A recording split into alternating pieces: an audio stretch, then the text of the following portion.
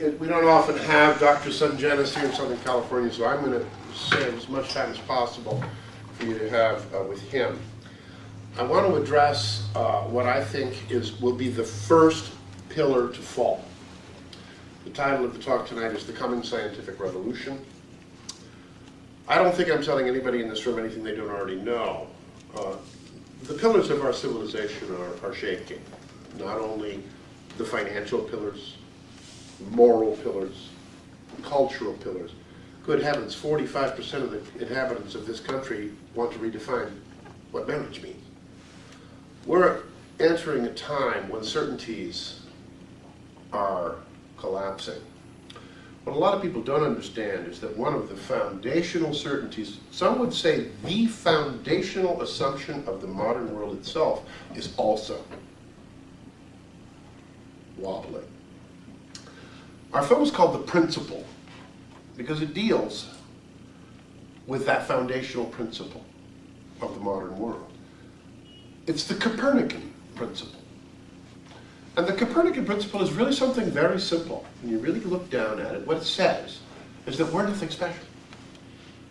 All of modern science is predicated on the notion that we, here on Earth, we are not in a special location. There is nothing special about our location. There is nothing special about where we are, who we are, what we are. That the laws of physics are going to be the same everywhere in the universe.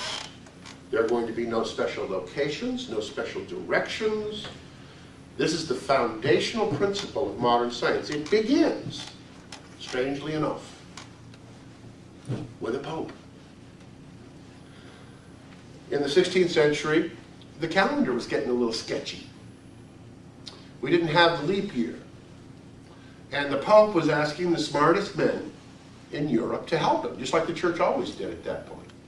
The smartest guys in the world would help the Pope do important things like make sure the calendar worked. So we knew when to plant things and when to celebrate Easter. At that time, it was funny. It was the exact opposite of what we have today. Back then, science was just to save the appearances. In other words, just to make sure that everything could be worked out right, you know. They weren't trying to tell you anything about the nature of reality. That was for theology and philosophy and metaphysics. Science was just to make the appearances fit, right? This guy Copernicus came up with a way that he could explain some of the weird anomalies that had bothered people about the geocentric system. For example, if you watch Mars over a period of months, you're going to see something really interesting. It appears to change directions in the sky. Anybody who's an amateur astronomer who's ever watched this happen should do it sometime. It's fascinating. Okay. You watch Mars, it goes this direction, then it changes, and it goes this direction, and it changes, and they couldn't figure out why that was. Didn't make sense. Well, Copernicus, in the context of trying to find a way to respond to the Pope's call for an improvement of the calendar, hit upon this idea. Wow, if I let the Earth move, I can explain what's going on because Earth's moving and it's passing Mars, right? And so when it passes Mars, it seems like Mars is going backward, and then Mars will catch up on the other side of the orbit, and everyone went, wow, what a fantastic notion, what a fantastic idea. We interviewed perhaps the world's leading expert on the revolution between the Ptolemaic and the Copernican system for our film, Dr. Julian Barber. He's on the cover of Discover magazine this month, actually. So, good guy, gave us a great interview.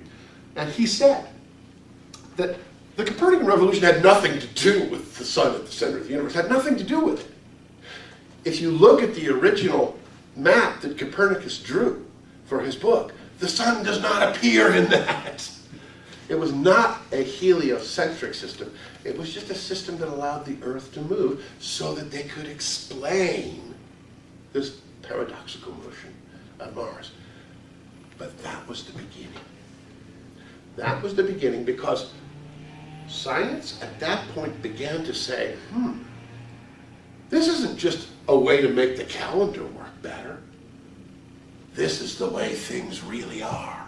That's the most crucial moment in the whole history of science, right there. It's where modern science begins. Because from that moment forward, science was no longer just about making the appearances fit. Science was about telling us what was actually true, what was the underlying reality. Up until that moment, that had been the basis of metaphysics and theology. There is your Copernican revolution. The Copernican revolution marks the overturning of what had up until then been the hierarchy of knowledge. The hierarchy of knowledge used to be theology, the queen of sciences, because after all, the only certain knowledge comes from God. That's what the world believed. If it comes from God, you can darn well put your faith in it. Doesn't matter if it comes from men. You can never put 100% certainty in it. Beneath that, metaphysics, the study of being as being. And then beneath that, philosophy. And science was just a branch of philosophy. Science was just natural philosophy. So in the hierarchy of knowledge, science was much lower than theology. The reason that the Galileo affair became such a huge deal for the church was because the popes were smart enough to realize that this inversion represented an overturning of the entire Christian worldview. It really did. And if you don't believe me, Dr. Sungenis covers it in his book very carefully. Make no mistake about it, folks. The popes, the magisterium, and the church considered Galileo's system to be a direct attack on the unanimous consensus of the fathers concerning the interpretation of Scripture. And they considered it to be a matter of grave import for the Catholic faith. Now let's fast forward 300 years. 300 years ago, Christendom reigned throughout the European world. There was no question that the average man in the street believed that the Scriptures were the inerrant and inspired Word of God, that the Church had received from heaven a mandate to teach infallibly those matters pertaining to our salvation. Everyone believed that. The Church saw Galileo come up and said, this represents a mortal threat to Christian civilization. 300 years later, everything has changed. Theology is now down here somewhere. Theology doesn't teach us the reality about things. It's just about, understanding spirituality and stuff. Right? It's science that we put our stock in. By golly, if science says it, we can flick the light switch and it by my cell phone. Watch this. You want to see? I predict that this is going to light up. Whoa! That's where I want to put my faith. Right? That's our civilization today. It's a complete inversion. Now it's science that tells us the way things really are. The reason that I believe that Dr. Sungenis has written the most important book, the most important book written by a Catholic in the last 50 years, is because his thesis is that the real moment where things change for the church, the real moment where Christendom begins its decline, and the modern post-Christian world begins its ascent, is the Galileo affair. Because that was the first time in history that the average man in the street was made to believe that the Scriptures could be wrong, and the church could be wrong in telling us how to interpret them. That marks the change, the signal change in the direction of our civilization. Now, I could go on about this, but I want to give Dr. Sungenis as much time as possible tonight. So I want to jump forward. After Copernicus, a along came Kepler, and Kepler was, heliocentrism really doesn't begin with Copernicus, it begins with Kepler. Because Kepler worked very closely with a great geocentrist named Tycho Brahe. And Tycho Brahe had observed the planets for 30 years and had come up with a geocentric system that answered the very same anomalies, the retrograde motions of Mars. He had come up with a system that preserved Earth at the center and explained every single one of those motions. And he wanted Kepler to help him develop it. Kepler, on the other hand, wanted Brahe's 30 years of observations so he could improve the heliocentric system, sort of like a Mexican standoff. Well, nobody knows exactly what happened except that Brahe died and Kepler got the notes. How that happened, there are many opinions. It would make an interesting story, actually. But what we know is that Brahe died. And Kepler got the notes.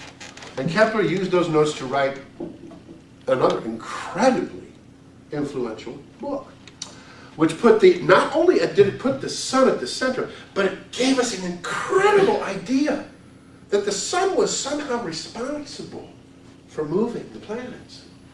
This was a radical idea. And then it fell to Isaac Newton to take that notion and develop it into the greatest single scientific discovery in history. And this is a geocentrist saying this now.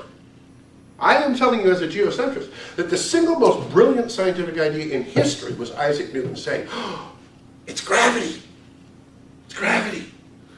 That's the beginning, really, of our modern science.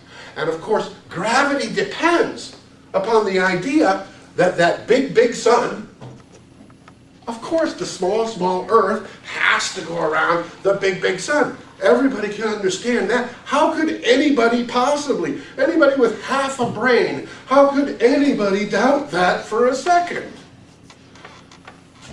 Well, actually, there was a number of very good reasons to doubt that.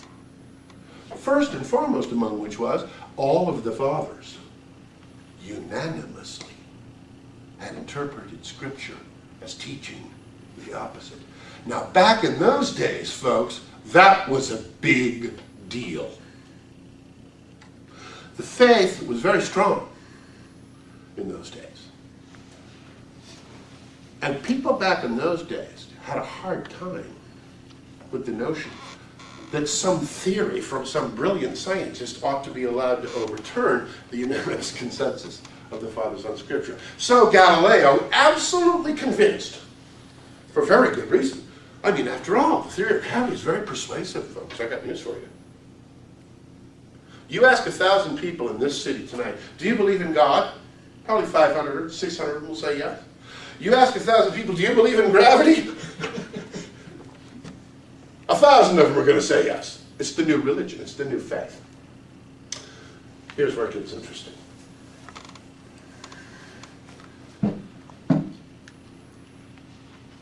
When Galileo walked into the Inquisition and laid before them his proofs, Saint Robert Bellarmine, the wise Cardinal Bellarmine, took one look at those proofs and snorted in derision and said, "This is absurd." Galileo tried to say that the tides, the motion of the tides, proved that the Earth was going around the sun. We now know that to be false. Every scientist on Earth knows that every argument Galileo brought to the Inquisition has been scientifically falsified. I'd just like to repeat that, so that if you remember nothing else that you hear tonight, please remember this. Every single argument Galileo raised before the Inquisition has been conclusively falsified. Now, why don't you hear that? Good question. Because you see, the church condemned two propositions of Galileo. Number one, Galileo said that the sun was motionless at the center of the universe. Well, even the heliocentrists know that's wrong now. Score, Inquisition 1, Galileo nothing. And there's no controversy on that. There are no heliocentrists anymore, in the historical sense of the word. Nobody believes that the sun is motionless at the center of the universe. The second proposition that was condemned, this is the big one. This is the big one. The Inquisition condemned as heresy the notion that the Earth is rotating on its axis and orbiting the sun. It's condemned as heresy.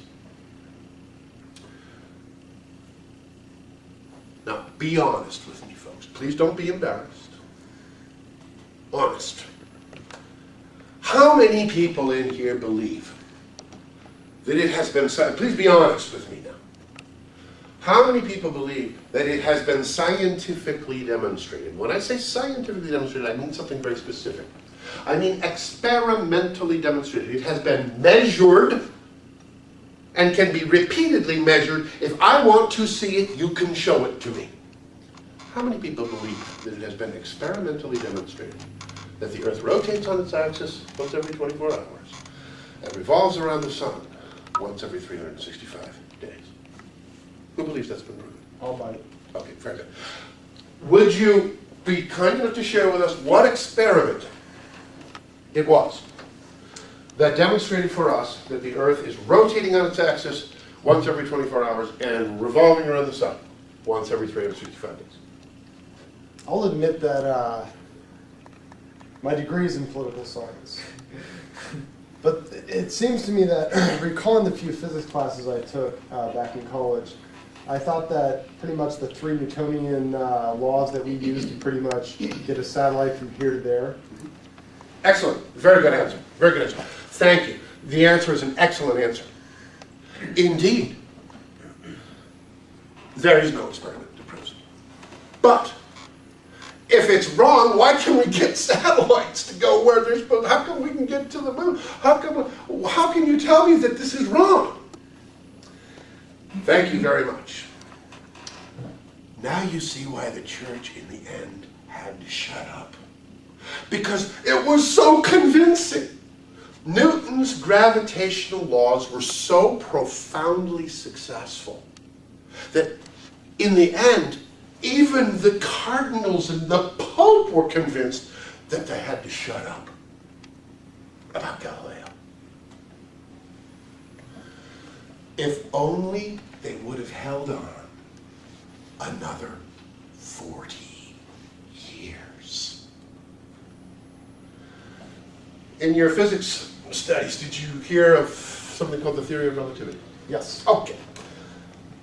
Did they explain to you why we had to toss Newton overboard? Yes. Why? Newton was never able to explain exactly how gravity worked. He could only pretty much describe it. Plus, the three Newtonian laws actually do have a few errors. Mercury's orbit, I know, has a slight inclination, which doesn't seem... All of this is very good. I'm sorry to cut you off, but actually, that's not right. That's not why Newton was tossed. Okay. Okay, go ahead. Because Maxwell's equations prove that nothing can move faster than the speed of light. Okay, you're getting closer. Maxwell's equations were in fact very problematic because Maxwell's equations were based on the existence of something called the ether.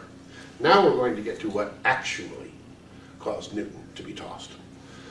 Everything was working beautifully. As a matter of fact, Max Planck, the discoverer of quantum physics, was advised not to go into physics by someone that he wrote a letter seeking an admission to, because he was told that we'd figured everything out. There was nothing left to figure out. He should go get into something else because physics was done.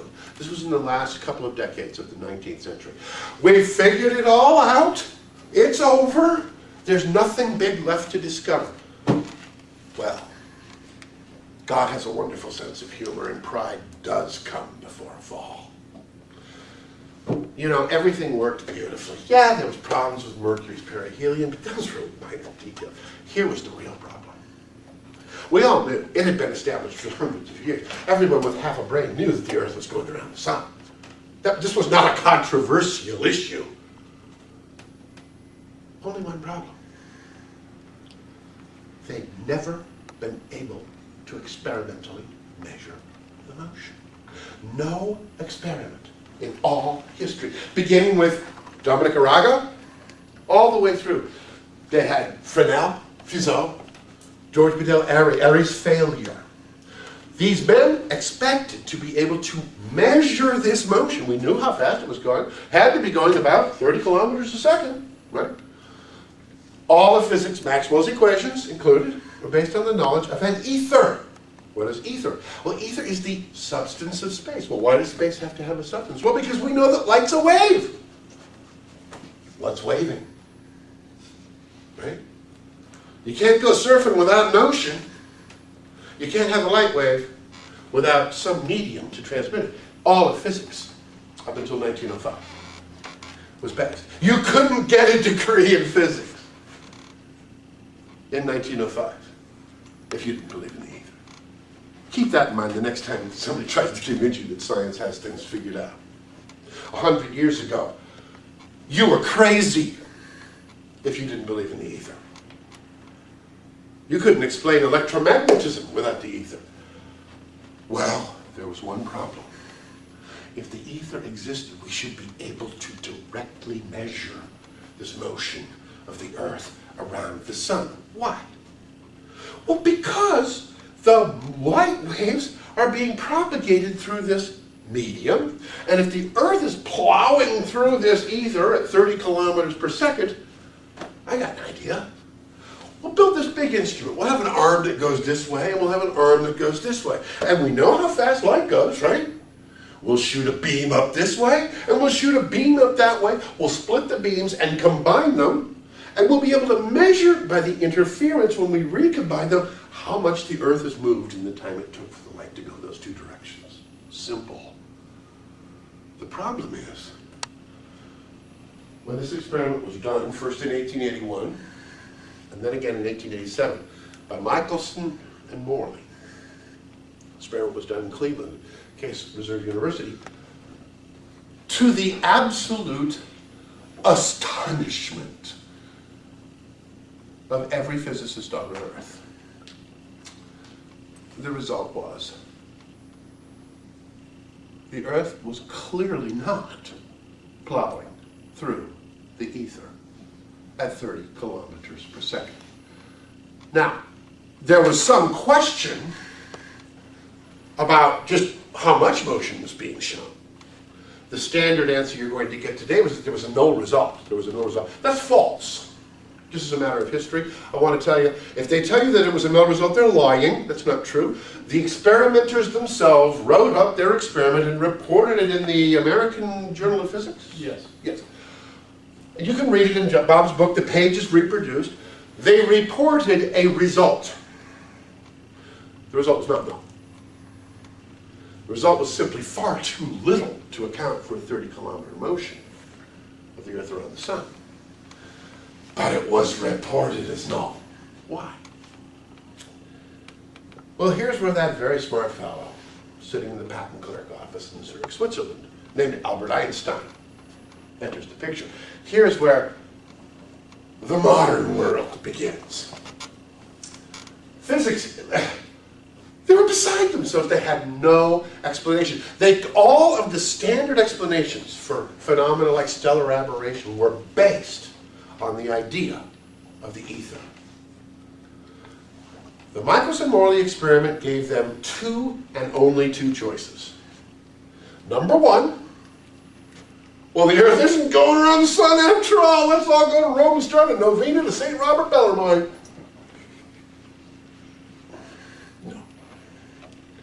That was never on the agenda. So that was tossed. But if you read the historical works, the biographers are honest enough to point out that that was always one of the explanations that would have been consistent with the evidence. The evidence would have been consistent with the fact that, well, the Earth's not going around the sun. But that was dismissed not on scientific, but on philosophical grounds. In other words, we know gravity works. We know the sun's over there. Everything works so well. Of course that can't be it. So it was tossed. Wasn't even considered. What does that leave us with? Well, then obviously the ether is moving along with the earth, right? Well, that doesn't work either. That doesn't work either. Because you see, even if the ether is being dragged along with the earth, there still should be some interference because the earth has moved a certain amount during that time.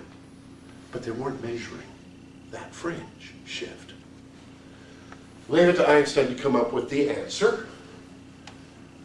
And he got it from one of the guys who was trying to explain it through the ether. Lorenz said, okay, here's what's going on. Here's the answer, folks. Ready? We know the Earth's moving, and in the direction that the Earth is moving, the measuring rod on our device is shrinking. Yes, that's right.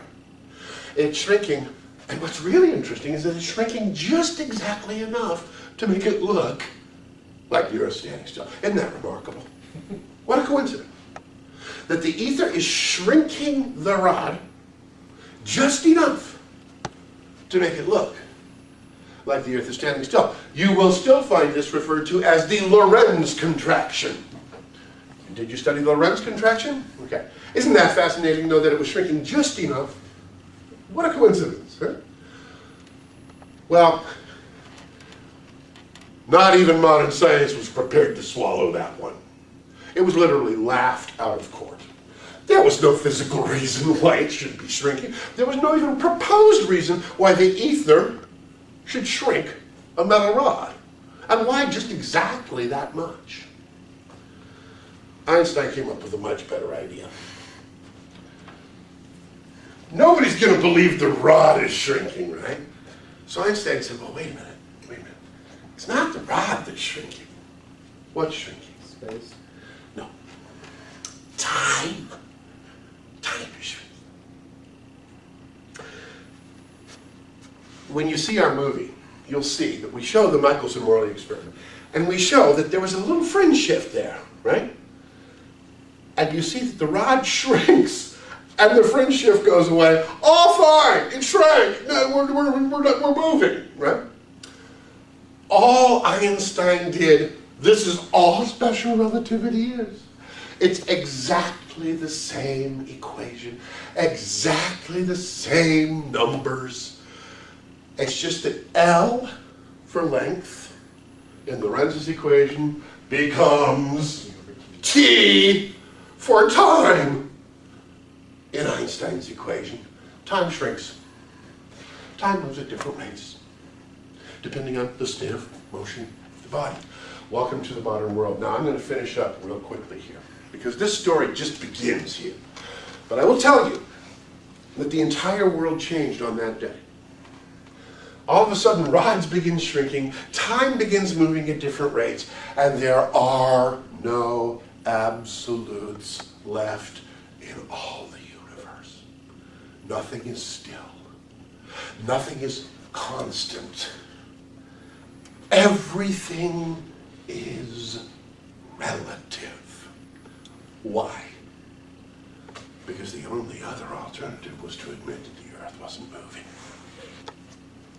As hard as it was to swallow the idea of rods shrinking and clocks moving at different rates, it was a heck of a lot easier to swallow that than the idea that the church had been right all along. I leave you with two very interesting observations. All of modern physics is based, keep this in mind, the theory of relativity exists because of the failure for 3 centuries of science to experimentally prove the motion of the Earth around the sun. That was the one nail they couldn't hammer down. Everything else, beautiful. Number 2, when we accepted relativity, we had to accept certain things that come along with it. And this is why we are in a crisis of cosmology that Bob will share some more with you. If we believe relativity, we believe that there are no preferred locations, there are no preferred directions. There can be no particular direction we look in the universe that allows us to define a preferred location. It is absolutely impossible under the theory of relativity for us to be able to look at the universe on its largest scales and say, that's north, that's south, that's east, that's west. Everything has to be more or less the same in whatever direction. That is the Copernican principle extended to the whole universe. Not only are we nothing special, not only are we not in a special location, there are no special locations, no special directions, no special locations. This is where they're in deep, deep trouble. In 2001,